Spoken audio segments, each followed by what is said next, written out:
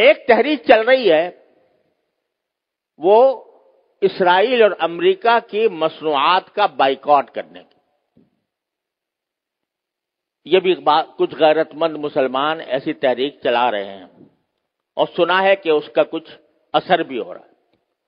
اس میں ایک بات مجھ سے بار بار پوچھی جاتی ہے، وہ یہ ہے کہ یہاں پر جو فرینچائز ہیں جیسے میک ڈونلڈ ہے یا کے ایف سی ہے یا اس قسم کے جو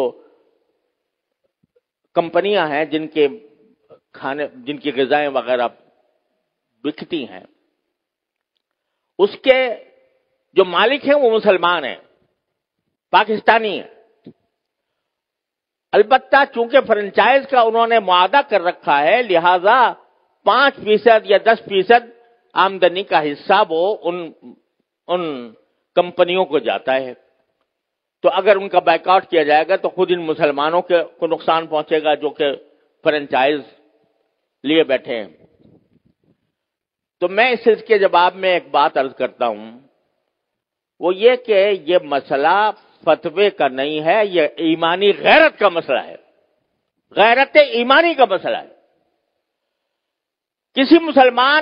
کسی غیرت مند مسلمان کو یہ گوارا نہیں ہونا چاہیے کہ اس کی آمدنی کا 1 پیسہ بھی کسی ایسے شخص کو پہنچے جو اسرائیل کو مدد دے رہا ہے.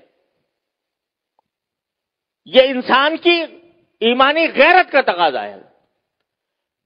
یہ کہنا کہ بھئی 5% جاتا ہے، اب 95% تو ہم کھاتے ہیں. ارے بھائی 95% آپ کھا چکے، بہت الحمدللہ، کافی آپ نے نفع بنا لیا. اب آپ یہ تو کر سکتے ہو کہ اس فرنچائز کو ختم کر کے اپنا کاروبار شروع کر دو. اگر اس کو ختم کر کے اپنا کاروبار شروع کرو گے تو ذرا تھوڑا سا پتہ تو چلے گا ان کو کہ یہ جو ہم دنیا بھر کے اندر ہم اپنی مصنوعات چلا رہے ہیں، دنیا بھر میں ہمارا سکہ چل رہا ہے، اس کا کچھ اثر تو ہوگا. یہ کہنا کہ 5% جا رہا ہے ان کو اور ہم نے 5% جا کے کیا اس میں کیا فرق پڑے گا. آپ ذرا یہ سوچو کہ اگر کوئی میری آمدنی کا 50% نہیں 1% کسی ایسے شخص کو پہنچ رہا ہو جو میرے باپ کے قتل کی سازش کر رہا ہے، گوارا کرو گے کہ میری آمدنی کا 1% ایسے شخص کو دیا جا رہا ہے جو میرے باپ کے قتل کی سازش کر رہا ہے یا میرے قتل کی سازش کر رہا ہے؟ تو اب یہاں اس کو 1% اور 2% اور 5% سے ناپو گے. لوگ فتوے کی بات کرتے ہیں، یہ فتوے کا مسئلہ نہیں ہے، یہ ایک غیرت ایمانی کا مسئلہ ہے. اور اس غیرت ایمانی کے تحت یہ میں سمجھتا ہوں کہ کسی غیرت مند مسلمان کو اس کا اقدام نہیں کرنا چاہیے. لہذا یہ بھی اس کوشش کا ایک حصہ ہے.